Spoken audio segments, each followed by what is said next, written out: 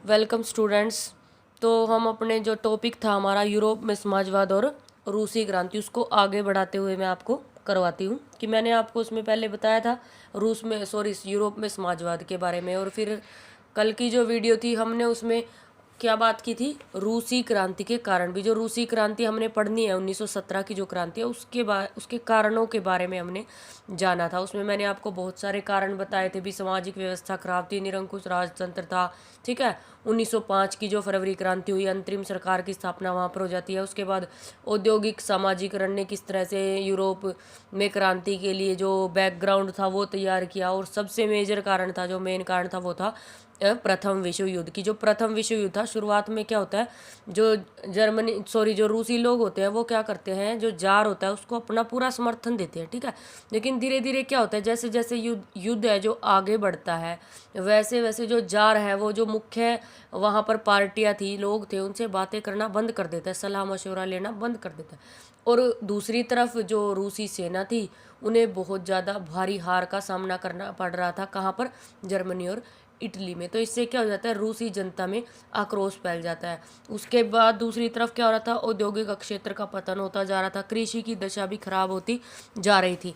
तो 1917 में क्या होता है, एट लास्ट रूस युद्ध से अलग हो जाता है, क्योंकि जो परिस्थितियाँ हैं वो बहुत ज़्यादा खराब हो जाती है। तो सन 1917 की सर्दियों में राजधानी पेट्रोग्राद, रूस की राजधानी का क्या नाम था?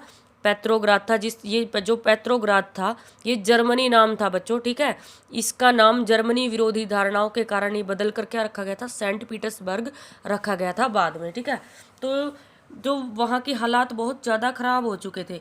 ऐसा लगता था कि जैसे कि जनता में मौजूद विभिन्नता हो भी, जो सामाजिक विभिन्नता थी ना भी, समाज को 3 पार्ट्स में डिवाइड किया था, तो उसी तरह से उनके रहने की व्यवस्था भी की गई थी। कैसे कि मजदूरों के क्वार्टर और कारखाने नेवा नदी बीचों बीच, जो सेंट पीटर्सबर्ग यानी कि जो पेट्रोग्राद शहर था उसके बीचों बीच क्या बहती थी, नेवा नदी बहती थी, ठीक है। एक तरफ जो अमीर लोग थे, पूंजीपति थे, उनके रहने के जगह थी, और दूसरी तरफ कौन थे, मजदूर और जो गरीब लोग थे, उनके भी क्या है, सामाजिक संरचना। इन घरों के बनावट को देखकर भी हम अंदाजा लगा सकते थे। एक तरफ क्या था, विंटर पैलेस हो गया, जैसे कि बड़े बड़े मॉल थे, जो शॉपिंग मॉल्स, वो सारी चीज़ें थी भी, विलासिता की सारी वस्तुएं विद्यमान थी। लेकिन दूसरी तरफ क्या था, हमें जो सामाजिक संरचना स्पष्ट रूप से दिखाई रही थी, गरीबी का नज़ारा नेवा नदी के बाएं तट पर देखा जा सकता था। देखिए मैं आपको बताती हूँ कि मजदूरों के क्वार्टर और कारखाने नेवा नदी के दाएं तट पर थे, और जो बाएं किनारे पर फैशनेबल इलाके, विंटर पैलेस, सरकारी इमारतें थी। जिस महल में ड्यूमा की बैठक होती थी वो भी इसी तरफ था। और फरवरी में मजदूरों के इलाके में खाद्य पदार्थों की क्या हो जाती है, भारी कमी हो जाती है, क्योंकि कहते हैं बर्फबारी बहुत ज़्यादा होती है, ठीक है। तो संसदीय प्रतिनिधि क्या चाहते थे भी, जो उनकी सरकार थी 1905 की क्रांति के बाद जो अंतरिम सरकार बनी थी, वह क्या रहे, बनी रहे। तो इस चीज़ के लिए वह विरोध कर रही थी।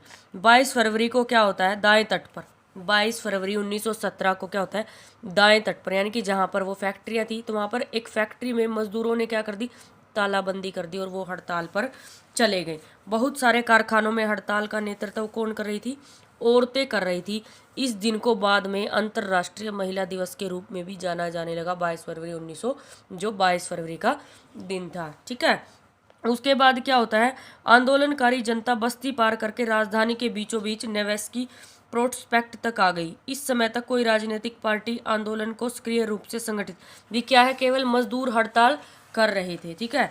तो जब फैशनेबल रिहायशी इलाकों और सरकारी इमारतों को मजदूरों ने घेर लिया, तो सरकार क्या करती है, इस हड़ताल को ख़त्म करने के लिए कर्फ्यू लगा देती है। शाम तक सभी प्रदर्शनकारियों को इधर उधर कर दिया जाता है, लेकिन दोबारा से 24 और 25 फरवरी को फिर से वो इकट्ठा होने लगते हैं, और सरकार क्या करती है, उन पर नज़र रखने के लिए घुड़सवार सैनिकों और पुलिस को तैनात कर देते हैं। तो रविवार 25 फरवरी को सरकार ने ड्यूमा को बर्खास्त कर दिया। सरकार के इस फैसले के खिलाफ राजनीतिक बयान आने लगे। 26 तारीख को प्रदर्शनकारी बहुत बड़ी संख्या में बाएं तट के इलाके में इकट्ठा हुए। 27 को उन्होंने पुलिस मुख्यालयों पर हमला किया। रोटी, तनख्वाह, काम के घंटों में कमी, लोकतांत्रिक अधिकारों के पक्ष में नारे लगाते असंख्य लोग सड़कों पर जमा हो गए। सरकार ने स्थिति पर नियंत्रण करने के लिए एक बार फिर से क्या किया, सैनिकों को तैनात किया, लेकिन जो सैनिक थे वो ही प्रदर्शनकारियों पर गोली चलाने के लिए मना कर देते हैं, यानी कि वो भी उनकी तरफ हो जाते हैं। ठीक है, तो इस तरह से क्या होता है कि जो सैनिक है वो भी बगावत कर देते हैं सरकार के खिलाफ। उसी शाम सिपाही और मजदूर, अब सैनिक भी मजदूरों के साथ हो जाते हैं, तो वो एक सोवियत यानी कि परिषद का गठन करने के लिए उस इमारत में इकट्ठा हुए जहां पर ड्यूमा की यानी कि जो संसद की बैठक होती थी। यहीं से पेट्रोग्राद सोवियत यानी कि यहीं से क्या होता है, सोवियत का जन्म होता है, समाजवाद का जन्म होता है। कहाँ पर, रूस में। ठीक है, उसके बाद क्या है, अगले दिन एक प्रतिनिधि मंडल जिसमें कौन शामिल थे, सैनिक और जो सोवियत के सदस्य थे, वो किससे मिलने गया, जार से मिलने गए, राजा से मिलने गए। सैनिक कमांडरों ने, जो उसके सलाहकार थे, उन्होंने जार को कहा भी आपके विपरीत हो चुकी है सारी परिस्थितियाँ, आप गद्दी छोड़ दीजिए। उसने भी क्या किया, समय को देखते हुए, तो समय की मांग थी कि उसे गद्दी छोड़ देनी चाहिए, तो उसने 2 मार्च को क्या किया, 2 मार्च 1917 को जार ने गद्दी छोड़ दी। और इस तरह से सोवियत और ड्यूमा के नेताओं ने देश का शासन चलाने के लिए एक अंतरिम सरकार, क्या हो जाता है कि एक अंतरिम सरकार जिसमें कौन शामिल थे, सोवियत और ड्यूमा के नेता, जो पहले संसद उन्होंने बना रखी थी, एक अंतरिम सरकार की स्थापना कर दी। और तय किया गया कि रूस के भविष्य के बारे में फैसला लेने की जिम्मेवारी क्या किसको सौंपी जाएगी, कि एक संविधान सभा का निर्माण किया जाएगा और वो क्या करेगी, रूस के बारे में आगे की जो प्लानिंग है वो करेगी। इस तरह से 1917 की जो फरवरी की क्रांति थी उसे राजशाही को गद्दी से हटाने वाली क्रांति का झंडा पेट्रोग्राद की मेनली भी इसमें हमने देखा ही कि किसी राजनीतिक दल ने मजदूरों का साथ नहीं दिया, केवल कुछ मजदूरों ने क्या किया, अपने अधिकार मांगने के लिए तालाबंदी यानी कि हड़ताल शुरू की, और धीरे धीरे इस हड़ताल ने क्या कर लिया, विकराल रूप धारण कर लिया, और इस तरह से उन्होंने क्या किया, जार को उसकी गद्दी से उतार दिया। उसके बाद क्या होता है कि जो फरवरी में ये क्रांति हुई, ठीक है, अंतरिम सरकार की स्थापना हुई, तो फरवरी के बाद चेंज क्या हुआ कि रूस के अंदर क्या परिवर्तन आए, कि अंतरिम सरकार में कौन कौन थे, सैनिक अधिकारी, भूस्वामी, बड़े बड़े और उद्योगपति थे। उनमें उदारवादी और समाजवादी जल्दी से जल्दी निर्वाचित सरकार का गठन भी, जो उदारवादी थे वो क्या करते थे कि चुनी हुई सरकार चाहते थे, वो जनसभा करने और संगठन बनाने पर लगी पाबंदी हटा दी गई। हालांकि निर्वाचन का तरीका सब जगह एक सा नहीं था, लेकिन पेट्रोग्राद सोवियत की तर्ज पर भी, जिस तरह से पेट्रोग्राद में यानी कि सेंट पीटर्सबर्ग में सोवियत बनाई गई थी ना, ठीक उसी तरह से रूस में सोवियतें बनाई गई। अप्रैल 1917 में बोल्शेविकों के निर्वासित नेता, 1917 में क्या होता है, लेनिन, व्लादिमीर लेनिन, ये भी क्या आ जाता है, वापिस आ जाता है रूस में, जिसे जार ने क्या कर दिया था, उसके विरोधी होने के कारण देश निकाला दे दिया था, रूस से उसे निकाल दिया था, तो वो क्या था, बोल्शेविक दल का नेता था, वो भी आ जाता है। तो लेनिन के नेतृत्व में पहले से ही जो बोल्शेविक दल था ना, वो क्या कर रहा था, प्रथम विश्व युद्ध में रूस की भागीदारी के खिलाफ था। वो क्या चाहता था कि रूस को युद्ध से अलग हो जाना चाहिए। तो अब लेनिन आ जाता है। लेनिन ने क्या किया, 3 मांगे रखी अपनी, उनको अप्रैल थीसिस के नाम से जाना जाता है। बच्चों देखिए क्वेश्चन भी आता है कि अप्रैल थीसिस के बारे में लिखिए, तो वो 3 मांगे क्या क्या थी, कि एक तो सोवियतों के हाथों में रूस की सत्ता आ जाए, दूसरा जो सारी ज़मीनें हैं जमींदारों से लेकर किसानों के हवाले कर दी जाए, और तीसरा सभी बैंकों का राष्ट्रीयकरण यानी कि सरकार के हवाले कर दिए जाए जितने भी बैंक है, ताकि वो आम जनता के लिए क्या कर सके, कार्य कर सके। इस तरह से ये अप्रैल थीसिस के नाम से प्रसिद्ध थी। तो इन सभी मांगों को ही बोला गया अप्रैल थीसिस। तो उन्होंने ये भी सुझाव दिया कि अब अपने रेडिकल उद्देश्यों को स्पष्ट करने के लिए बोल्शेविक पार्टी का नाम, लेनिन ने क्या कहा कि अब बोल्शेविक पार्टी को क्या करना चाहिए, अपना नाम चेंज कर लेना चाहिए, और उसे अपनी पार्टी का नाम क्या रखना चाहिए, कम्युनिस्ट पार्टी यानी कि समाजवादी पार्टी।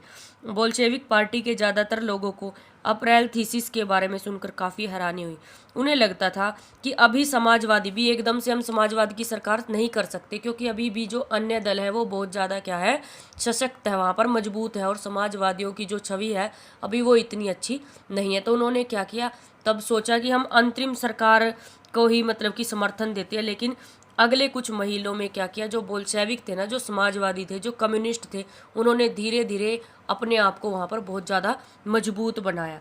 गर्मियों में मजदूर आंदोलन की धीरे धीरे आंदोलन और फैल जाता है। औद्योगिक इलाकों में फैक्ट्री कमेटियाँ बनाई गई। इन कमेटियों के माध्यम से मजदूर फैक्ट्री चलाने के मालिकों के तौर तरीकों पर सवाल भी, धीरे धीरे मजदूर अपने हक मांगने लगे। उसके बाद जून में लगभग 500 सोवियतों ने अखिल रूसी सोवियत कांग्रेस में अपने प्रतिनिधि भी पेट्रो जो रूस था जगह जगह पर वहाँ पर सोवियतें बनने लगी। अब सोवियत एक दल बनकर उभर गया, मतलब कि बहुत मजबूत, ठीक है। तो वो क्या करता है एट लास्ट अपनी बहुत ज़्यादा वहाँ पर मजबूती बना लेता है, मतलब कि अपनी नींव उसकी काफ़ी मजबूत हो जाती है रूस के अंदर। तो उसके 500 प्रतिनिधि चुनकर कहाँ जाते हैं, संसद में जाते हैं। तो जैसे जैसे अब क्या होता है, अंतरिम सरकार की ताकत कमजोर होने लगी और बोल्शेविकों का प्रभाव बढ़ने लगा। तो सरकार क्या करती है, इस असंतोष को दबाने के लिए, अपने आप को बचाने के लिए क्या करती है, दमन का सहारा लेती है। तो सरकार ने फैक्ट्री चलाने की मजदूरों द्वारा की जा रही कोशिशों को रोकना और मजदूरों के नेताओं को गिरफ्तार करना शुरू किया। जुलाई 1917 में बोल्शेविकों द्वारा आयोजित किए गए विशाल प्रदर्शनों का दमन किया गया और बहुत सारे बोल्शेविक नेताओं को छिपना या भागना पड़ा। गांव में किसान और उनके समाजवादी क्रांतिकारी नेता भूमि पुनर्वितरण के लिए दबाव डालने लगे। इस काम के लिए भूमि समितियां बनाई गई। सामाजिक क्रांतिकारियों से प्रेरणा और प्रोत्साहन लेते हुए जुलाई से सितंबर के बीच किसानों ने बहुत सारी जमीनों पर कब्जा कर लिया। कहने का अर्थ क्या है कि फरवरी के बाद धीरे धीरे, जो फरवरी 1917 में क्रांति, उसके बाद धीरे धीरे जो सोवियतें थी उन्होंने अपनी पकड़ मजबूत की।